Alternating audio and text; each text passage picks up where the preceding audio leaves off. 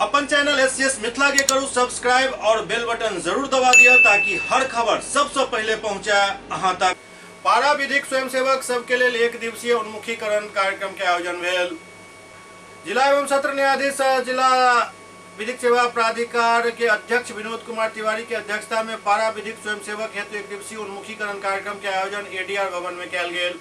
स्वयंसेवक सबके संबोधित करे जिला एवं सत्र न्यायाधीश कहलन जे समाज के वंचित एवं शोषित के सस्ता और सुलभ न्याय उपलब्ध कराना उनका निःशुल्क विधिक सेवा और सहायता उपलब्ध करावे के एवं सरकारी कल्याणकारी योजना के लाभ दिलावे के लिए राष्ट्रीय विधिक सेवा प्राधिकार के साथ ही बिहार राज्य विधिक सेवा प्राधिकार एवं जिला विधिक सेवा प्राधिकार के गठन कल गेल हन। वो कहलन जे जरूरतमंद के प्राधिकार तक पहुंच आसान बनावे के लिए ही पारा विधिक स्वयंसेवक के नियुक्ति कल गेल हन।